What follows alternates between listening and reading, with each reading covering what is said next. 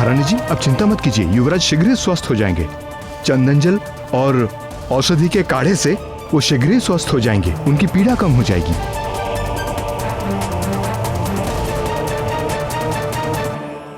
हनुमान ने जब अग्निदेव की पावक हुताशिनी, वाहिनी आदि सेना को अपने भीतर समाहित कर लिया था, सूर्य को निगल लिया था, उस समय भी उन्हें कुछ नहीं हुआ था। और उसके बाद तो अग्निदेव ने उन्हें वरदान भी दिया था कि उन पर अग्नि का कोई प्रभाव नहीं पड़ेगा। तो फिर ऐसा कैसे हुआ कि लावा पीने के पश्चात उनकी देह ताप से भर उठी? हाँ प्रिय, लावा की दाहकता इतनी अधिक होती है कि लौ भी द्रव बन जाए, किंतु इतना लावा पीने के पश्चात भी हनुमान की देह नहीं चली, भस्म नहीं हुई। ये अग्निदेव के वरदान का ही तो प्रभाव था प्रिय। देवी, देह की संरचना में जल, वायु, अग्नि आदि का एक संतुलन होता है, तभी देह सुचारू रूप से कार्य करती है।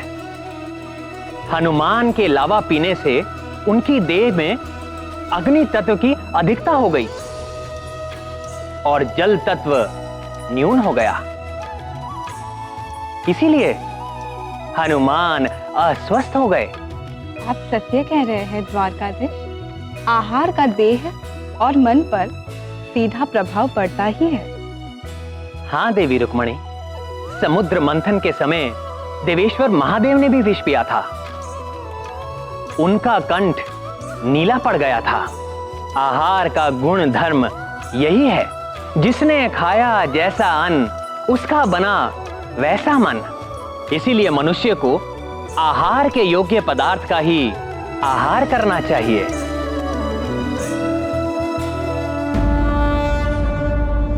युवराज, इसे पीजिए।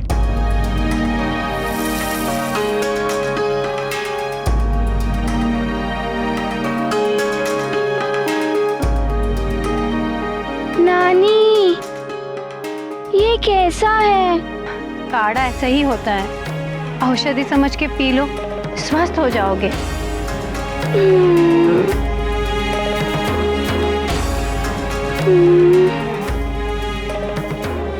ठीक है।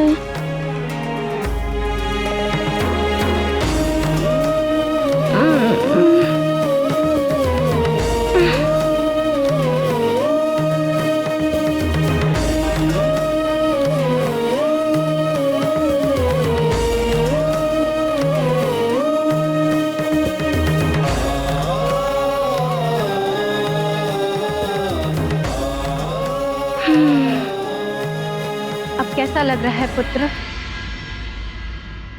मैं क्या करूं नानी, मेरी प्यास बुझ ही नहीं रही है।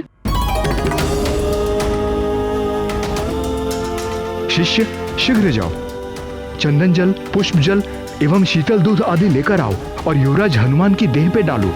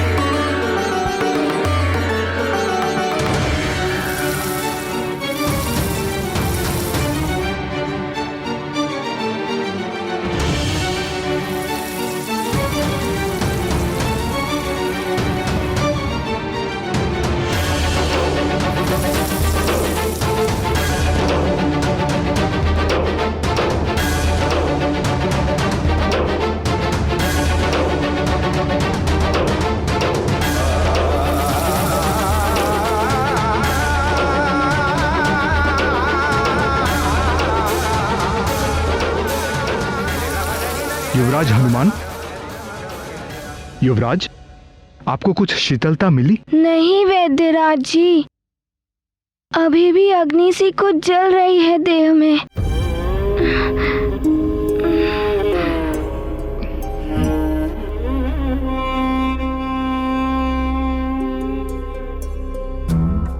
कोई औषधि काम न आए, लावा के तप से तपते हनुमान।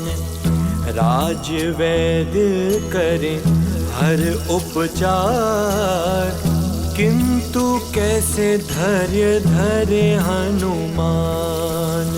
सब चिंतित और व्यथित है, अब ना सूझे कोई युक्ति।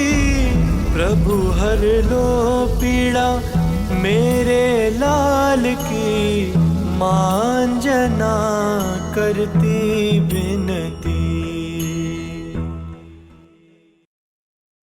हे ईश्वर, मेरे पुत्र को इतनी पीड़ा क्यों दे रहे हैं आप?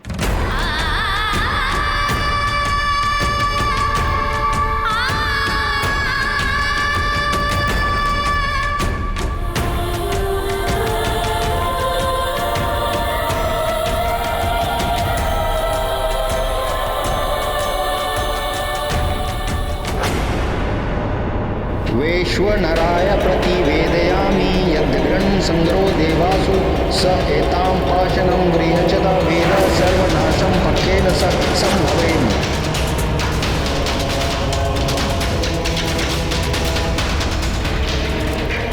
गुरुदेव, आकर्षण कवच को सिद्ध होने के लिए और कितना समय लगेगा? समय तो लगेगा लंकेश, किंतु कितना ये कहना कठिन है। परंतु इतना अवश्य कह सकता हूं कि इस बार यह रक्षा कवच बिना सूर्य ग्रहण के ही सिद्ध होगा। मेरा तपोबल सिद्ध करेगा इसे। कवच की चमक के साथ ही अब यह यज्ञ पूर्ण होगा।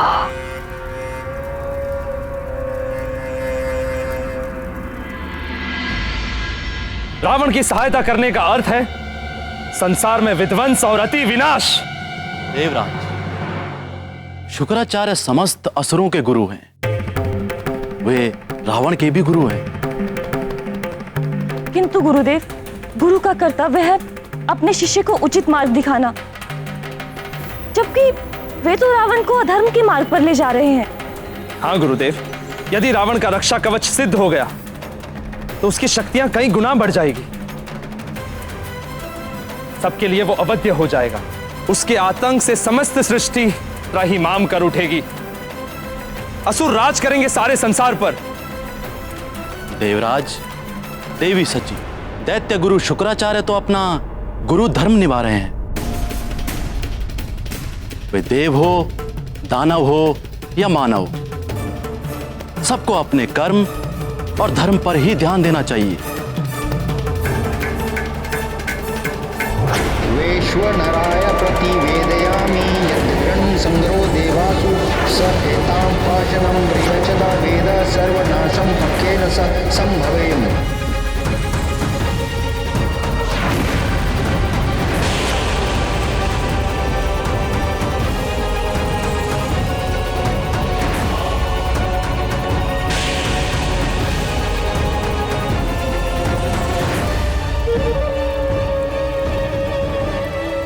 ब्रह्मं प्रसन्नम, प्रसन्न हुए हम।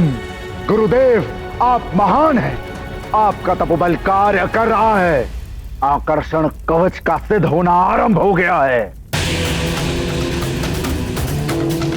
अपनी संपूर्ण मायावी शक्तियों के साथ सिद्ध हो जाएगा और उसके पश्चात तुच्छ वानर हो या नारायण ने संसार के किसी भी कोने में जन्म ले लिया हो, मेरा कोई अहित नहीं कर सकता।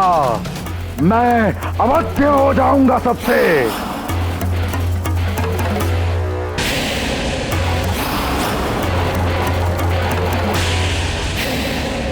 देखा आपने देवगुरु, ये शुक्राचार्य क्या करा रहे हैं। इन्हें तनिक भी भान नहीं है कि रावण ये शक्तियां पाकर क्या करेगा। शक्ति संचय की होड़ तो देवताओं ने ही आरंभ की है देवराज। यदि देवता हनुमान को इतनी शक्तियां प्रदान न करते तो कदाचित शुक्राचार्य भी रावण को इतनी शक्तियां दिलाने के लिए यज्ञ आरंभ न करते। इस अनिष्टकारी यज्ञ को रोकना ही होगा। नारायण नारायण, अरे आप सब तो रावण के यज्ञ की चर्चा में ही उलझे हुए हैं। उधर संकट मोचन हनुमान स्वयं संकट में है। उनकी पीड़ा का अंत कैसे होगा?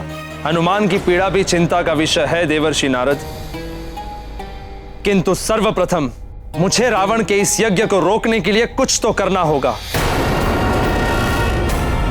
यही मेरा उत्तरदायित्व है।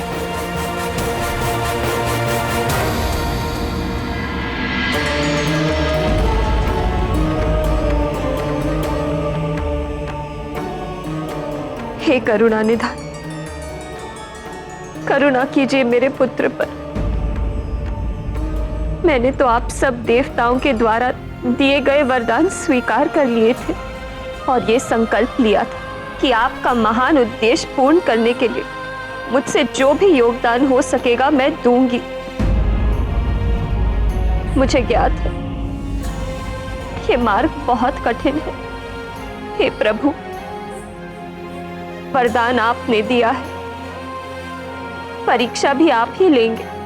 हे महादेव, हनुमान को इस पीड़ा से मुक्त कीजिए, सहायता कीजिए प्रभु।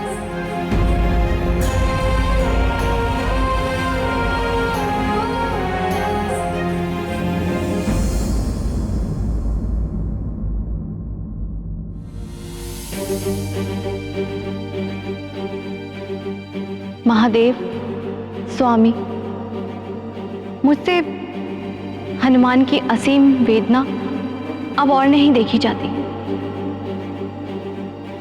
ये सत्य है कि उसने वरदान की शक्ति का प्रयोग समझदारी के साथ नहीं किया,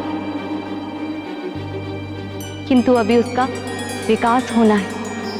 वह अबोध है, किंतु ज्वालामुखी का मुंह बंद करने या लावा को पी जाने के पीछे उसकी लोक कल्याण की ही तो भावना है।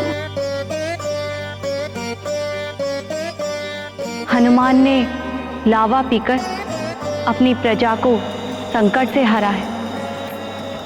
संसार में आप ही मुक्त करा सकते हैं देवादिदेव। आपसे बड़ा वैद्य इस संसार में कोई नहीं।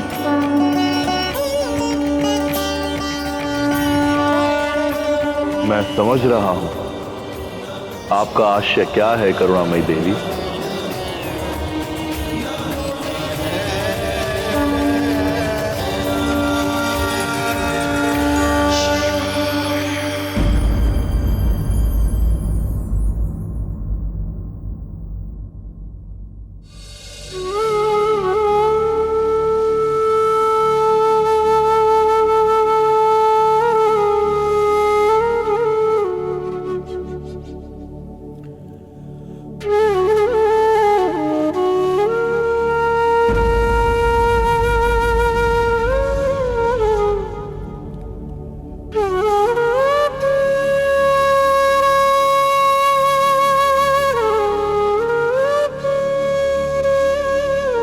हनुमान कैसा है?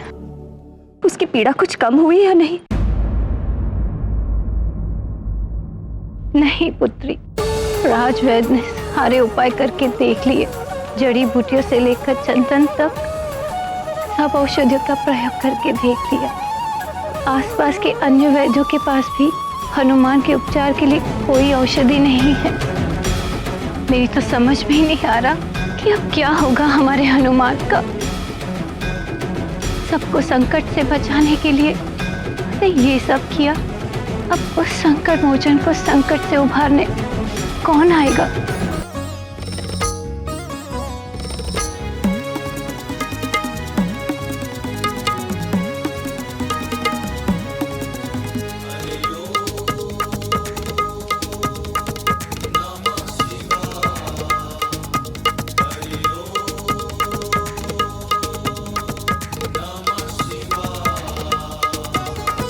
नमः शिवाय, ओम नमः शिवाय, हर हर भोले नमः शिवाय। नमः शिवाय, ओम नमः शिवाय, हर हर भोले नमः शिवाय।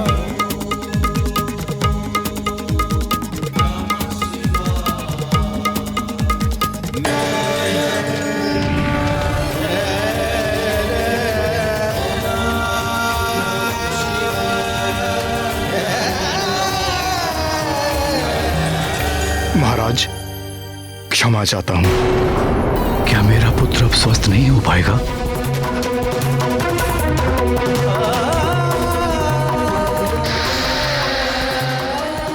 स्वामी, यदि मेरे पुत्र को कुछ हो गया तो मैं भी जीवित नहीं रह पाऊंगी।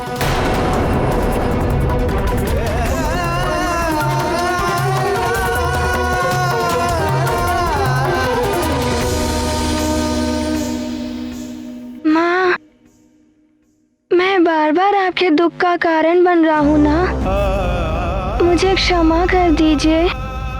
ऐसा मत बोलो पुत्र।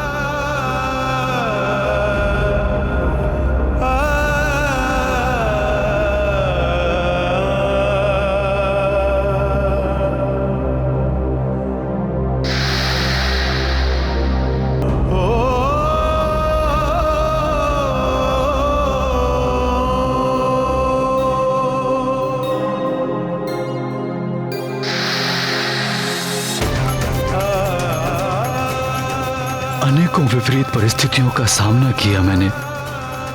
महान संकटों में भी साहस के साथ अडिग रहा मैं, कभी हार नहीं मानी। किंतु आज अपने पुत्र की पीड़ा देखकर ऐसा लग रहा है जैसे हार गया हूं मैं।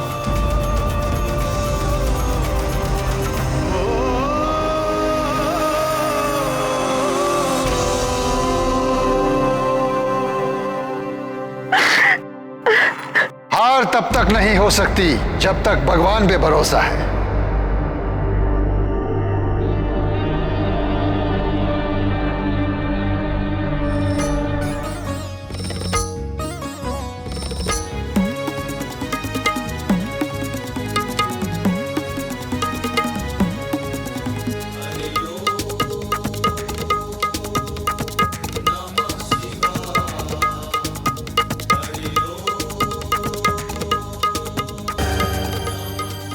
चिंता चिता तक पहुंचा देती है, देह को नष्ट कर देती है। इसलिए चिंता को त्याग कर आशावान बने रहिए। शेष ईश्वर पर छोड़ दीजिए। ये कौन विभूतियां हैं? दिव्य तेज पसरा है इनके चारों ओर।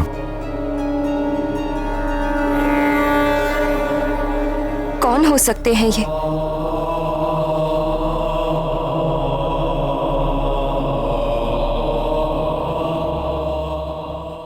महाराज, ये बहुत पहुंचे हुए वैद्य हैं।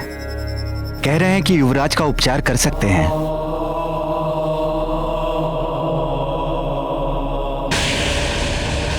आपका स्वागत है वैद्यराज। कहां से पधारे हैं?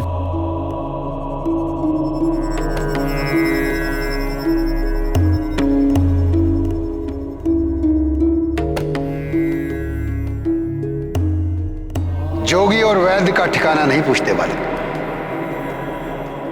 हम तो रमता जोगी हैं, बहता पानी। आज यहां तो कल कहीं और। उपचार करवाना है तो बताइए। करवाना है महाराज।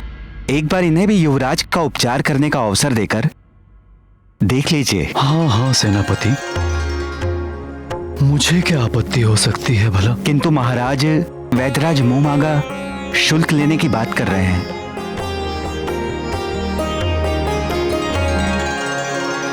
वैद्यराज जी, आप मेरे पुत्र को स्वस्थ कर दीजिए। आप जो मांगेंगे मैं दूंगा, वचन है मेरा। आप ये सारा राजपाट ले लीजिए। आप कहेंगे तो मैं अभी ये भवन आपको सौंप कर चली जाऊंगी, किंतु मेरे पुत्र को, मेरे हनुमान को स्वस्थ कर दीजिए।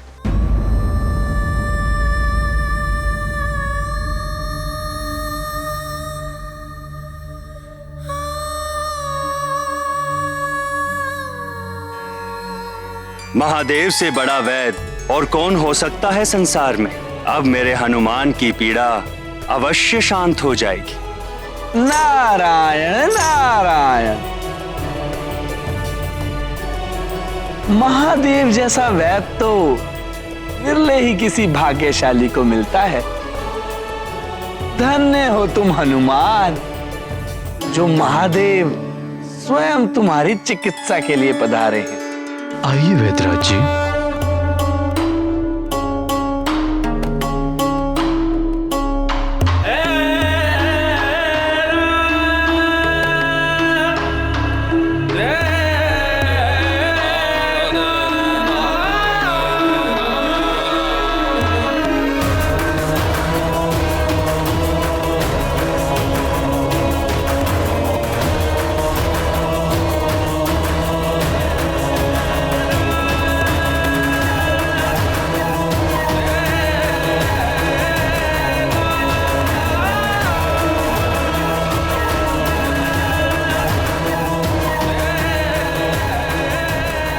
ये वैद्यराज जी तो देखे हुए से लग रहे हैं, किंतु समझ में नहीं आ रहा है कि कहाँ देखा है।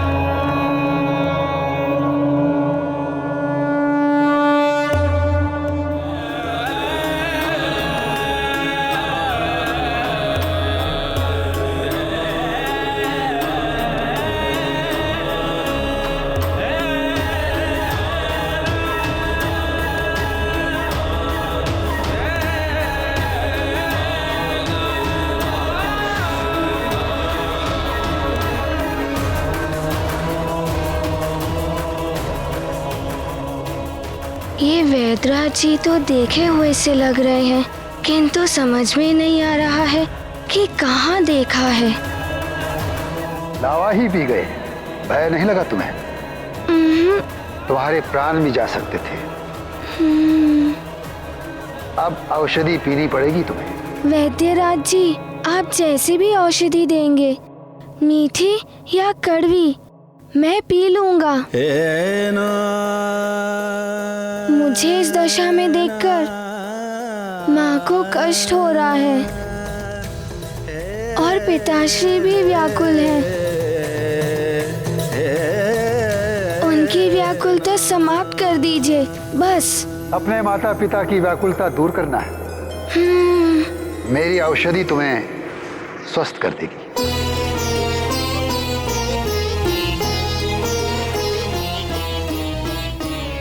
किंतु उसके पूर्व मुझे वचन दो कि सदैव अपने माता पिता की बात मानोगे।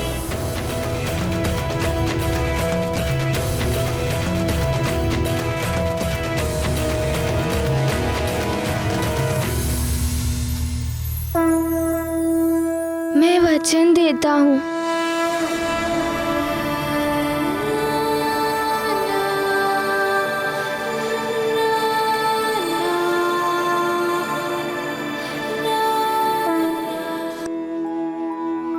प्रणव पवन कुमार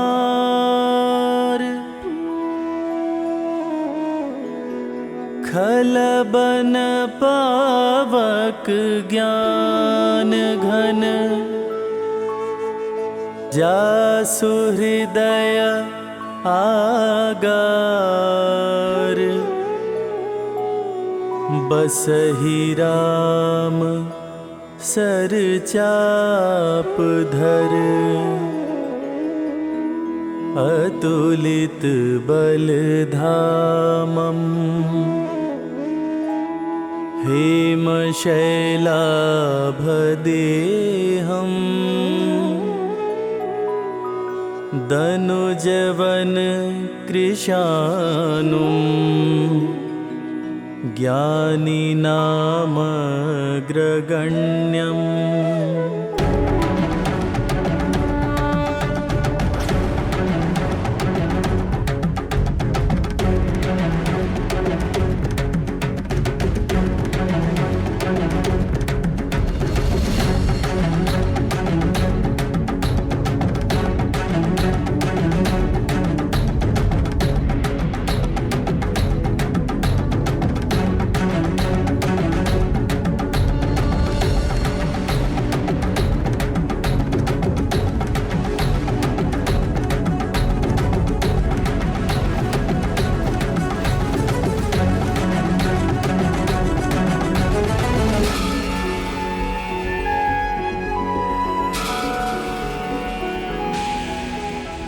गौरी, कमंडल से जल ग्रहण कराओ बालक को।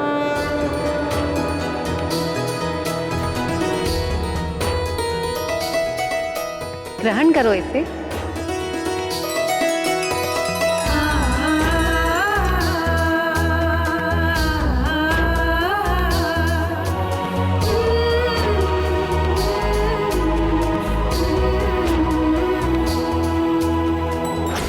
कुछ नहीं होगा वैदराज, ये अग्नि ही उगलेगा। बल बला बल बल।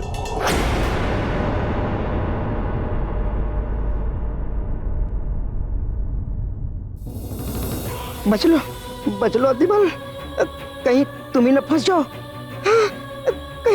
कहीं तुम्हें ही अग्नि लग गई तो।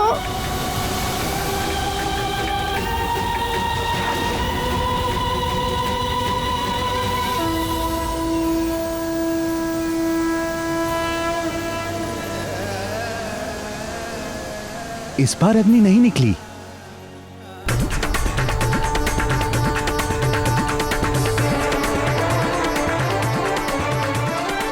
अग्नि बुझ गई, देह का ताप शांत हो गया। ताप शांत हो गया। मित्र हनुमान, तुम तो स्वस्थ हो रहे हो।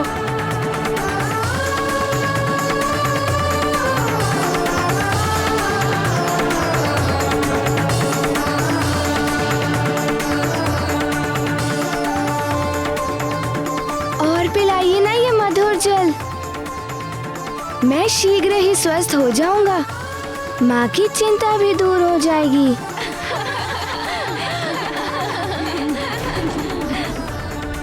और नहीं, अति औषधि की हो, भोजन की हो, प्रेम की हो, शत्रुता की हो, ज्ञान की हो या किसी अन्य वस्तु की हो, अति सदैव क्षति का कारण बनती है। यदि एक घूंट में तुम स्वस्थ हो सकते हो, उससे अधिक जितनी भी औषधि तुम पी जाओगे वो व्यर्थ तो जाएगी और उससे तुम्हें हानि भी हो सकती है। इसलिए सदैव उचित मात्रा का ध्यान रखो। मैं समझ गया। मैंने भी अधिक मात्रा में लावा पी लिया था।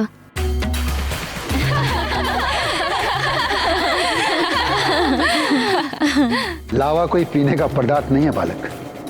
गौरी, तनिक इसका ताप तो देखो। रुक जाइए।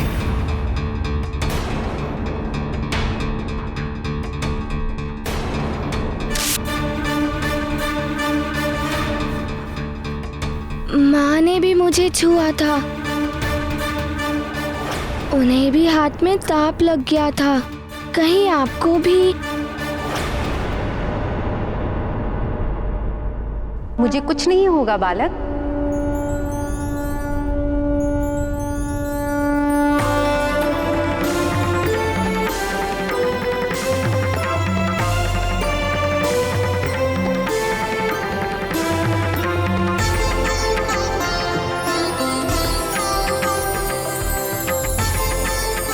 मुझे कुछ नहीं हुआ ना?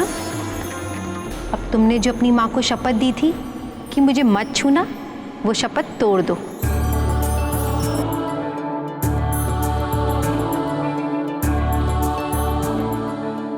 अब आप अपने पुत्र को स्पर्श कर सकती हैं।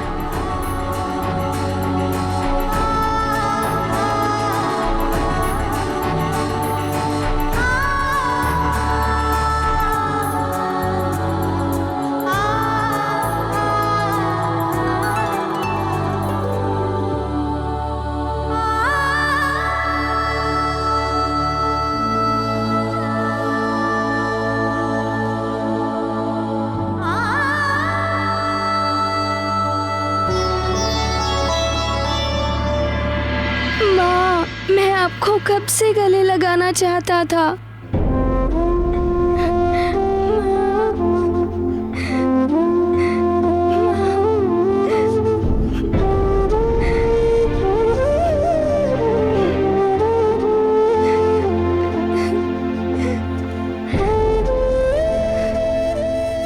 वैद्यराज जी,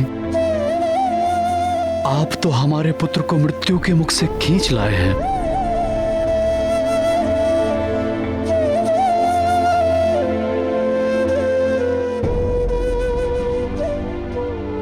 भगवान बनकर आए हैं आप हमारे लिए। अब बालक को विश्राम की आवश्यकता है, इसे सोने दीजिए। प्रातः तक ये पूर्णतया स्वस्थ हो जाएगा। आपके लिए हम जो भी कर सकें वो कम होगा वैद्यराज जी। कृपया आज्ञा दें, हम क्या शुल्क देके आपको संतुष्ट कर सकते हैं? शुल्क भविष्य में कभी मांग लेंगे, अब हमें आज्ञा दीजिए। वैद्य जी, आपने हमारे हनुमान को जीवन दान देकर हमें भी नया जीवन दान दिया है। आपके शुल्क के लिए मैं अपने पल्लू में गांठ बांध लेती हूँ। जब भी आप कहेंगे, जो भी आप कहेंगे, यदि वो हमारे सामर्थ्य में हुआ तो हम आपको अवश्य वो शुल्क देंगे। आपका कल्याण हो।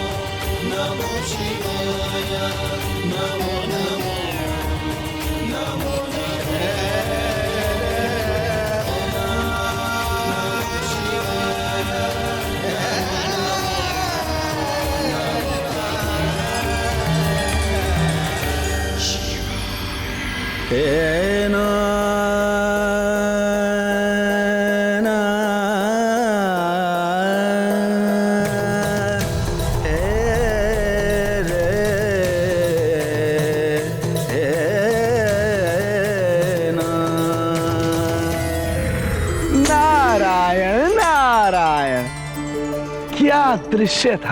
आहा, रुद्रांश को स्वयं रुद्र अपनी जटाओं में बसी गंगा से स्नान करा रहे थे। देवर्षि, पुण्य सलीला गंगा तो दैहिक, दैविक और भौतिक तीनों तापों का हरण करने वाली है। हनुमान का ताप तो समाप्त होना ही था ना। और देवर्षि, आपने देखा नहीं, आज तो महादेव हनुमान को स्नान करा के ऐसे आनंदित हो रहे थे जैसे स्वयं पिता अपने पुत्र को स्नान करा के आनंदित होता है। हाँ प्रभु, पहले स्नान कराया, फिर माता महेश्वरी ने कमंडल से अमृत पान कराया। हनुमान, तुम्हारे जैसे भाग्य तो किसी के नहीं है। नारायण नारायण। माँ, वो दोनों मुझे देखे देखे से लग रहे थे और उन्होंने जो मुझे जल पिलाया वैसा तो मैंने आज तक नहीं पिया है। औषधि होगी पुत्र। माँ, वो शहद जैसा मीठा था, किंतु उन्हें कैसे ज्ञात हुआ कि मैंने आपको शपथ दी थी ना छूने के लिए?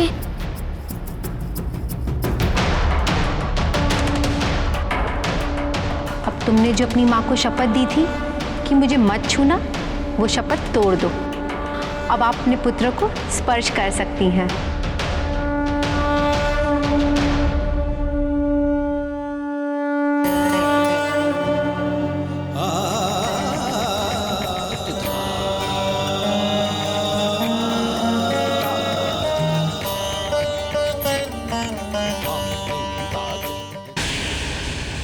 ओम कुज्जकु प्रभोवपि त्वं मंगल परिगद्यसे अमंगलम निहत्याशु सर्वदा यच्छ मंगलम स्वाहा स्वाहा।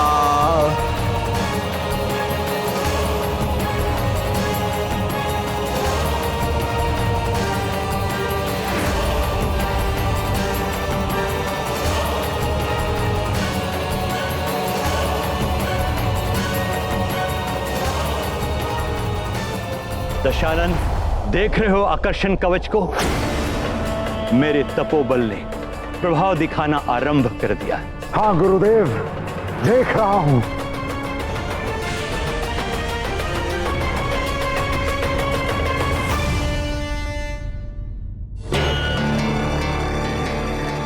देवराजेंद्र, हमारी सेना युद्ध के लिए तत्पर है।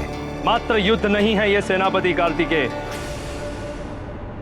आज हमारी सेना को हमारा कर्तव्य पुकार रहा है। आज हमारे वीरों को श्रेष्ठ पराक्रम और अद्भुत शौर्य दिखाना है। यदि हमें सृष्टि की रक्षा करनी है तो हर स्थिति में लंकेश रावण के इस यज्ञ का विध्वंस करना होगा।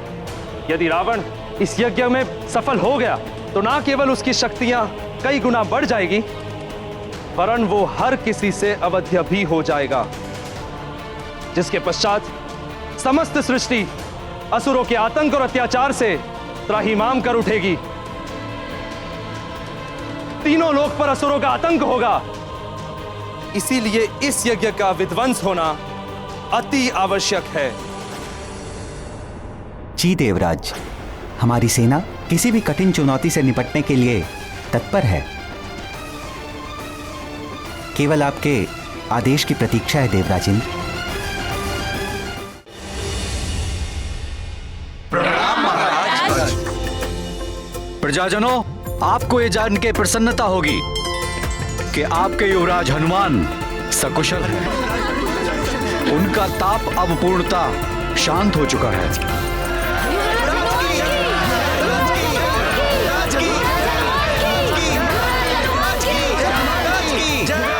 सेनापति,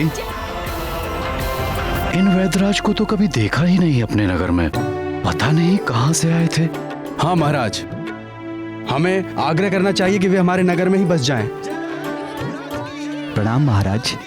महाराज, मैं भी उनसे यही आग्रह करने के लिए बाहर गया था, किंतु वे कहीं दिखाई ही नहीं दिए। मुझे तो लगता है ईश्वर स्वयं आए थे मेरे पुत्र का उपचार करने। हे महादेव, हे कृपा निधान, आपको कोटि कोटि नमन।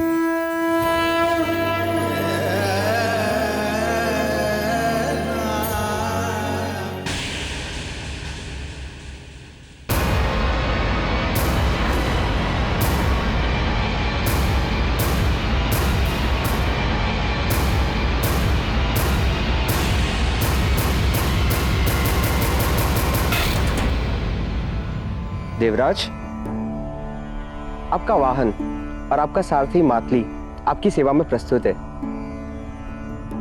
युद्ध क्षेत्र में आपकी रक्षा के लिए दृढ़ प्रतिज्ञ हूं मैं। मातली, मुझे तुम पर सबसे अधिक विश्वास है।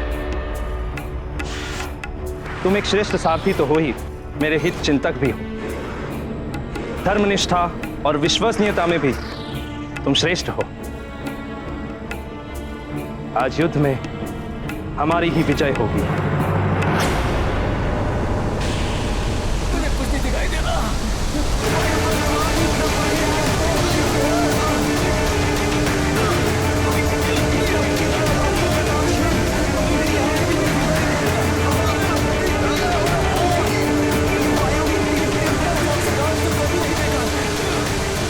ये अकस्मात क्या हो रहा है? कुछ दिखाई भी नहीं दे रहा है। वायु भी बहुत तीव्र हो गई है। ये कैसा अलौकिक प्रकाश है? मुझे कुछ दिखाई भी नहीं दे रहा है। ब्रह्मदेव, अब मैं देखता हूँ नर और वानर मेरा क्या बिगाड़ लेते हैं। रुक जाओ देवराजेंद्र।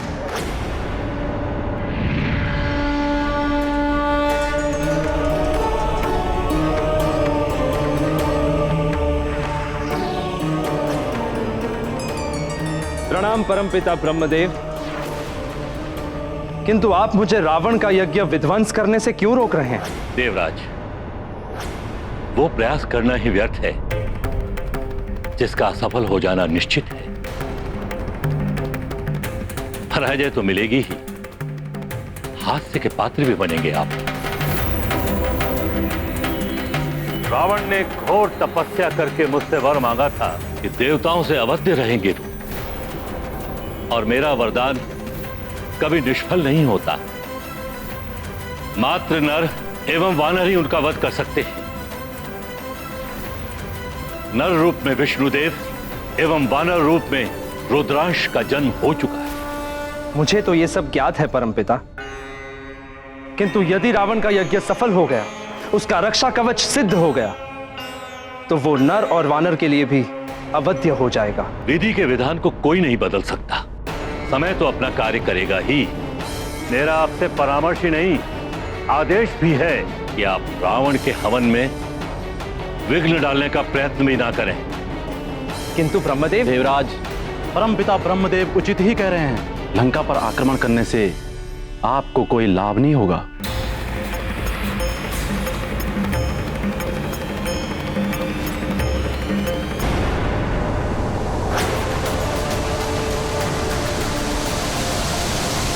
लंकेश, सिद्ध हो गया यह कवच। प्रसन्न हुए हम।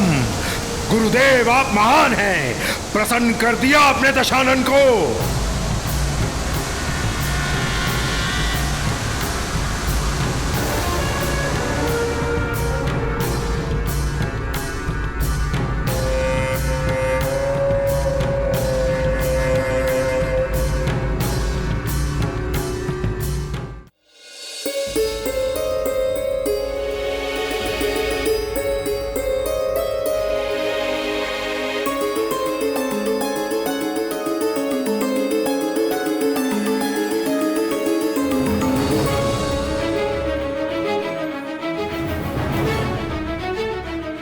अरे हनुमान कहाँ चला गया?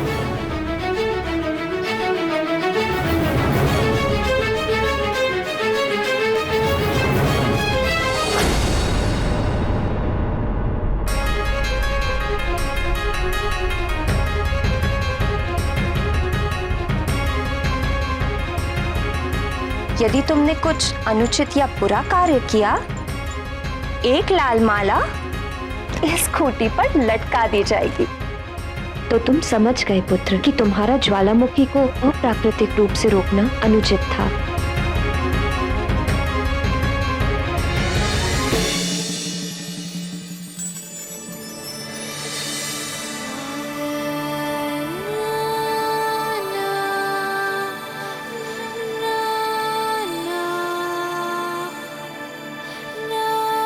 मुझे क्षमा कर दीजिए माँ, मुझसे बड़ी भूल हो गई।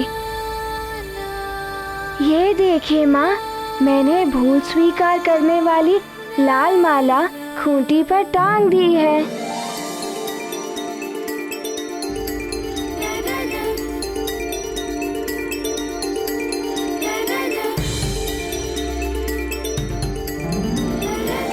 पुत्र, जो भी करना हो सोच विचार कर करना चाहिए।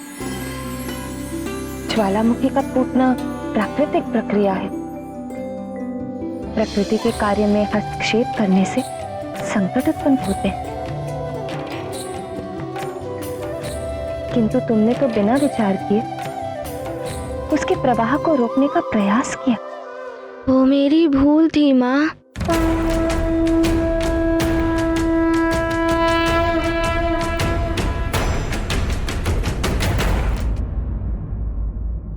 ध्यान रखना पुत्र, भविष्य में तुम्हारा कोई भी मित्र कहे या कोई और, अपने वरदानों की शक्ति का प्रयोग तब तक मत करना जब तक सच में उसकी आवश्यकता ना हो।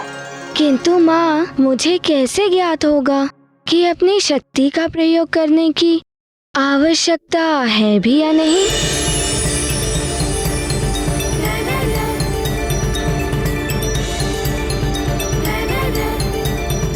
आओ मैं बताती हूँ।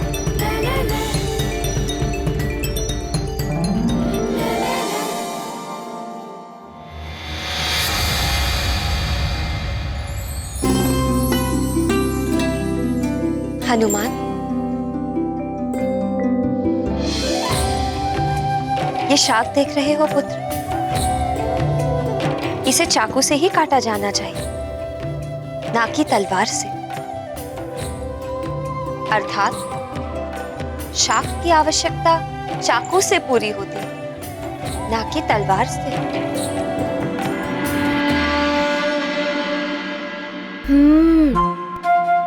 मैं सब समझ गया माँ। चलो।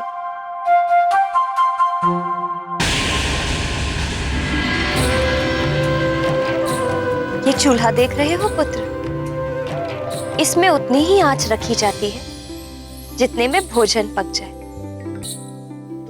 अधिक लकड़ी जलाई जाने से भोजन जल भी सकता है, और यदि कम लकड़ी जलाई गई तो भोजन पकेगा ही नहीं।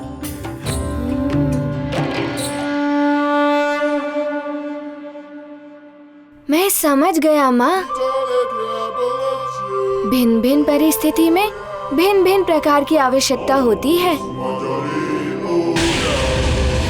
जो काम छोटी शक्ति से हो जाए उसके लिए हमें बड़ी शक्ति का प्रयोग नहीं करना चाहिए। हाँ पुत्र, जो काम तुम सहजता से कर सकते हो उसके लिए वरदान की शक्तियों का प्रयोग करना अनुचित है।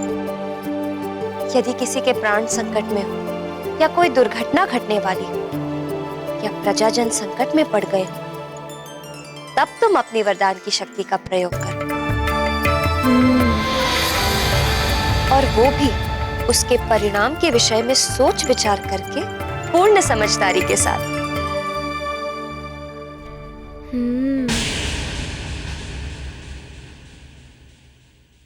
मैं अब ऐसा ही करूंगा माँ।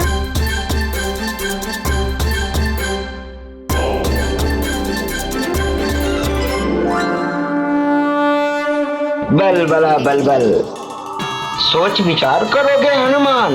अब मुझे तुम्हारी शक्तियां देखने के लिए कुछ बड़ा ही करना पड़ेगा। बलबला बलबल। लंकेश, अब ये कवच सिद्ध हो गया है। लंकेश, ये कवच तुम्हारी रक्षा के लिए प्रस्तुत है। इसे धारण करते ही तुम अवध्य हो जाओगे। नर और वानर कोई भी तुम्हारा वध नहीं कर सकेगा। अब ये सारा संसार तुम्हारे चरणों में होगा। इसे धारण करते ही तुम तीनों लोकों को भी धारण करने योग्य हो जाओगे।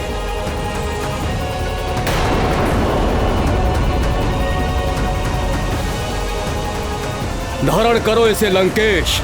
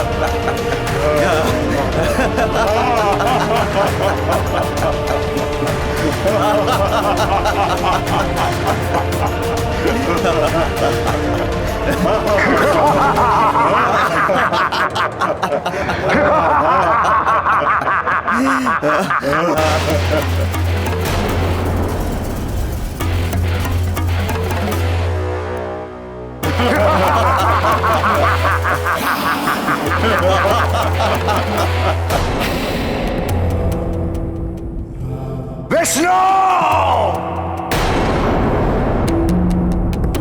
अब तेरा कोई छल कपट नहीं चलेगा।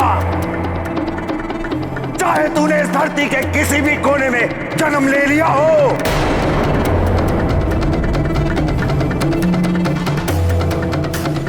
चाहे तुम सारे देवता मिलकर उस तुच्छ वानर बालक को जितनी चाहे शक्तियां दे दो, अब मेरा कोई आयत नहीं कर सकता।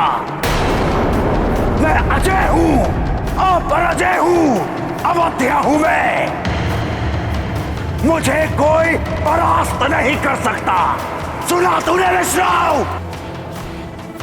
मुझे कोई परास्त नहीं कर सकता।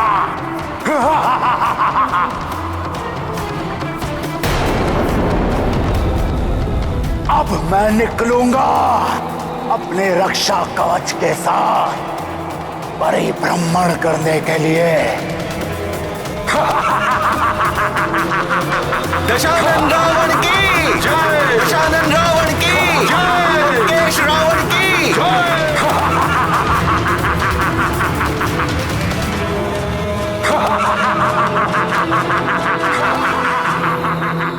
क्या कोई सदैव अपराजय रह सकता है? कुछ स्थायी नहीं है संसार में। समय परिवर्तनशील है। सब कुछ समय के अनुसार परिवर्तित होता रहता है। किंतु हां, भक्ति कभी परिवर्तित नहीं होती। भक्ति से आंतरिक शक्ति प्रबल होती है। वो शक्ति आत्म त्याग के लिए प्रेरित करती है। और जब मनुष्य सच्चा आत्म त्याग करता है, तभी उसकी आत्मा ईश्वर के प्रति पूर्णतः रूप से समर्पित हो पाती है। किंतु स्वामी, आत्मत्याग बहुत ही कठिन साधना के द्वारा ही संभव होती है। हाँ मित्रविंदा, किंतु जिसने ये कठिन साधना कर ली, उसे ना तो मृत्यु का भय रहता है और ना ही स्वर्ग के सुख की कामना। अजय हो जाता है वो। उसकी देह तो पराजित हो सकती है, किंतु आत्मा नहीं। इसीलिए रावण या अन्य मनुष्यों की भांति भय, वासना और लालच के नाम पर बाहरी सुरक्षा कवच ढूंढने के स्थान पर आंतरिक सुरक्षा कवच की सिद्धि करनी चाहिए, जो आत्मा को सुरक्षित करती है। और उसकी सिद्धि तभी होती है जब आत्मा भक्ति भाव के साथ परमात्मा के प्रति पूर्ण रूप से समर्पित हो जाती है। अरे वाह, इतने सुंदर उपहार, नए नए अंग वस्त्र, नए आभूषण।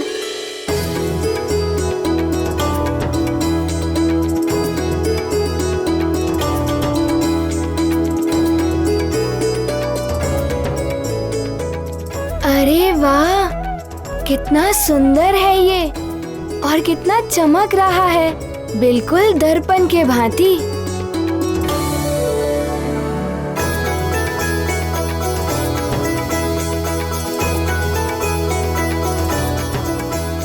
माँ, ये कितना सुंदर है, मुझे बहुत अच्छा लगा। माँ, मैं इसे अभी पहन लूं? अभी नहीं पुत्र, समय है अभी। पहले तुम्हारा राज तिलक होगा, तुम युवराज बनोगे तब। नानी, युवराज तो मैं अभी भी हूँ ही ना। सब मुझे युवराज कहते हैं। युवराज बनने के लिए उत्सव का आयोजन क्यों? पुत्र, इस उत्सव में तुम्हें विधिवत युवराज घोषित किया जाएगा और उसके बाद तुम्हारे कुछ नए कर्तव्यों का आरंभ होगा। तुम्हारे उत्तरदायित्व भी बढ़ जाएंगे। जानते हो ना कर्तव्य और उत्तरदायित्व का अर्थ क्या होता है? हाँ नानी जी, मुझे सब ज्ञात है। चक्रासुर के समय में भी मैंने अपना उत्तरदायित्व निभाया था और ज्वालामुखी के विस्फोट के समय भी मैंने अपना कर्तव्य निभाया था। पुत्र हनुमान, वीरता और युद्ध ही कर्तव्य नहीं होते युवराज बनने के लिए। प्रजा के हित का भी ध्यान रखना होता है। रणनीति से लेकर राजनीति तक सबका ज्ञान होना आवश्यक है युवराज बनने के लिए। इतना सब कुछ?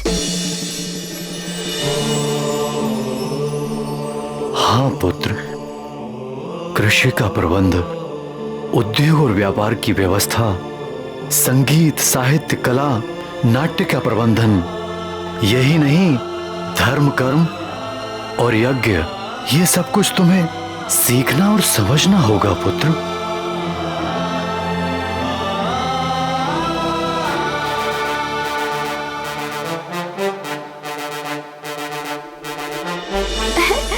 इतना सब कुछ? हाँ पुत्र, अपने आचरण और कर्मों से तुम्हें प्रजा के लिए आदर्श बनना होगा। प्रजा का संरक्षण और जन कल्याण तुम्हारा प्रथम कर्तव्य और परम लक्ष्य होना चाहिए।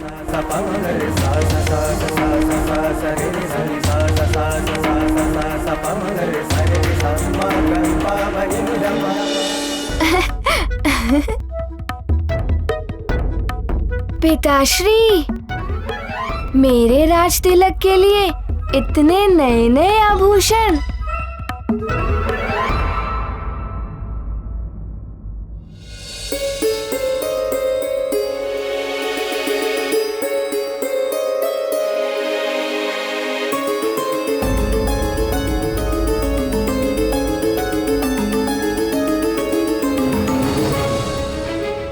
अंजना, इतनी उदास क्यों हो? संस्कार, समझ और अनुभव कोई औषधि नहीं है जो घोलकर पिला दी और बालक को ज्ञान प्राप्त हो गया। हमें निरंतर प्रयास करना होगा और देखना हमारा हनुमान शीघ्र ही सब कुछ सीख जाएगा। माँ, मैं ये सब अपने मित्रों को दिखाऊं? उत्सव में तो सब देख ही लेंगे ना।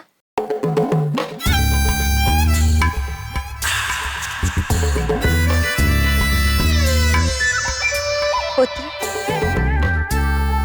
मैंने तुम्हें समझाया था ना, किसी भी प्रकार का दिखावा करना अनुचित है। वस्त्र आभूषण हो, धन संपदा हो या शक्ति बल, किसी भी प्रकार का अनावश्यक दिखावा नहीं करना चाहिए पुत्र।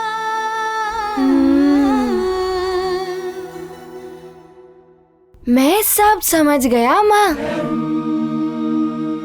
और मुझे ये भी स्मरण है कि अपनी वरदानी शक्ति का प्रयोग तभी करना चाहिए जब सच में उनकी आवश्यकता हो।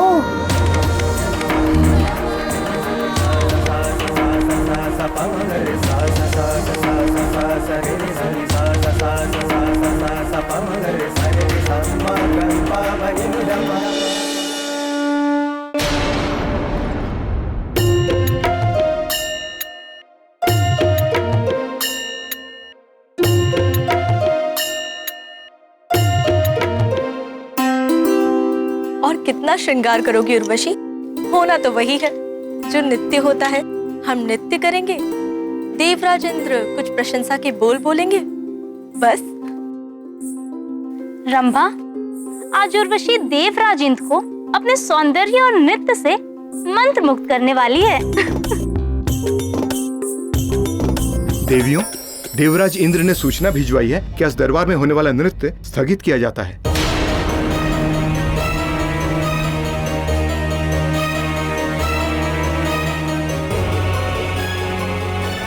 परिश्रम और अभ्यास किया था हमने, और देवराज इंद्र ने नृत्य स्थगन का आदेश दे दिया। ऐसा क्यों किया देवराज इंद्र ने? मुझे तो इसकी आशंका पहले से ही थी। रावण के कारण ही देवराज खिन्न भी है। वो तो सेना तक लेकर निकल पड़े थे युद्ध करने को। हमें देवराज से भेंट करनी चाहिए। नहीं चित्रा, इस समय उनसे नृत्य आदि की बात करना अनुचित होगा। स्वर्ग की महारानी शची पधार रही हैं।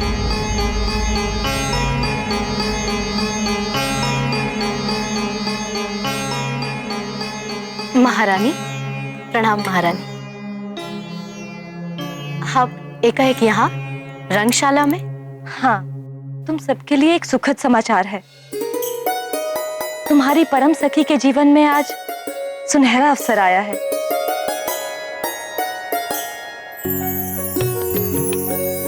आप किस सखी की बात कर रही हैं महारानी? पुंजिक स्थला की उर्वशी, जो अब धरती लोक में हनुमान की माता अंजना है।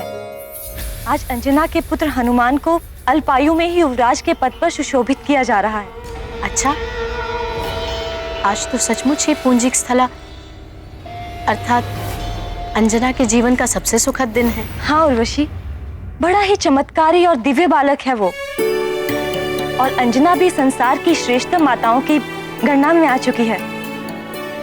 चलो अच्छा ही है, पृथ्वी पर जाकर ही सही कुछ तो श्रेष्ठता मिली उसे, अन्यथा स्वर्ग में तो वो एक साधारण अप्सरा थी। क्यों उर्वशी, तुम्हें ईर्ष्या हो रही है? मुझे क्यों ईर्ष्या होगी महारानी? स्वर्ग के सुख पृथ्वी पर कहाँ? अच्छा सुनो, सुमेरु से स्वर्ग में भी निमंत्रण आया है, तो हमने सोचा वो तुम्हारी सखी है, तुम सब चली जाओ वहां, उससे मिल भी लोगी और हमारी ओर से उसे उपहार भी दे देना। यदि आप और देवराज चाहते हैं तो हम अवश्य जाएंगे वहां।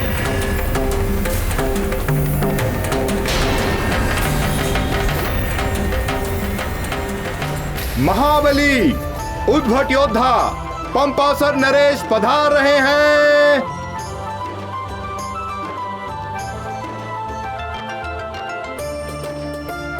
प्रणाम ऋषिवर। आयुष्मान भव। आपका स्वागत है। देवगुरु बृहस्पति पधार रहे हैं। पितामह, आपका स्वागत है।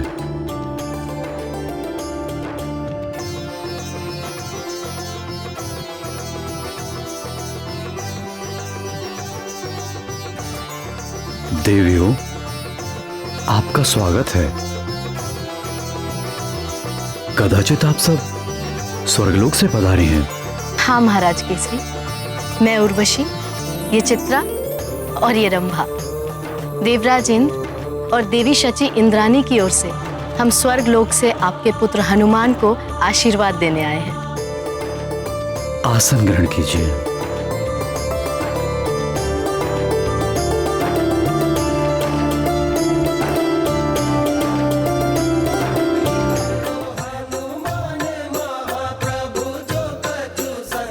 महाराज केसरी की जय। युवराज हनुमान की जय।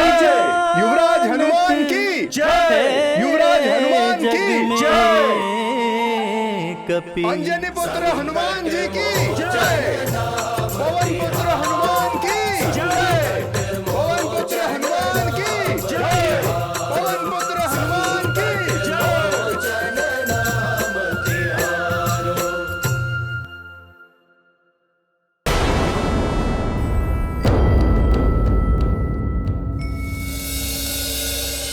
अंजना के भाग्य तो देखो, महारानी और राजमाता हो गई है यहाँ। चित्रा, सत्य कहा, हम तो बस अप्सराएं बनकर रह गई, मात्र नृत्यांगनाएं।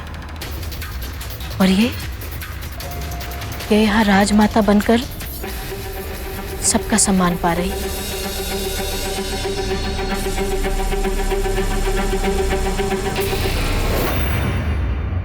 अब हमें विधान आरंभ करना चाहिए।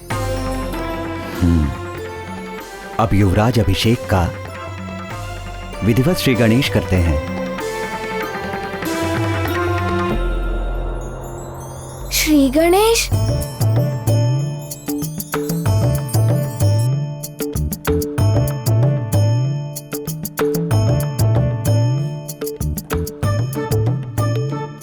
पुरोहित जी, ये श्री गणेश क्या होता है? ओम अपवित्र पवित्रो वा सर्वावस्थां गतोऽपि वा यस्मरेत् पुण्डरीकाक्षं सभाभ्यन्तरः शुचिः ब्रह्मा मुरारी त्रिपुरान्तकारी भानु शशि भूमिसुतो बुधश्च गुरुश्च शुक्र शनि राहु केतव सर्वे ग्रहा शांतिकरा भवेतु। सर्वमंगल मांगल्ये शिवे सर्वार्थ साधिके शरण्ये त्र्यंबके गौरी नारायणी नमोस्तुते। ओम दुग्धम समर्पयामि, ओम घृतम समर्पयामि, ओम तिलम समर्पयामि, ओम पुष्पम समर्पयामि।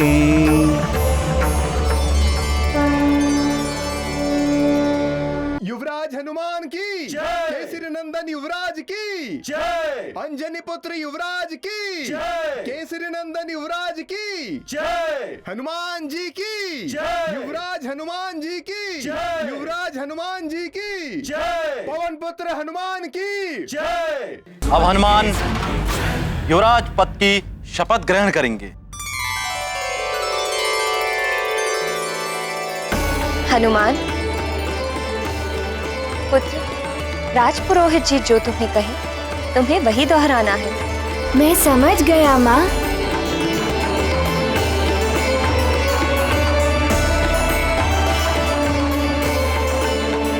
मैं सुमेरु महाराज केसरी और राजमाता अंजना पुत्र हनुमान युवराज पद की शपथ लेता हूँ।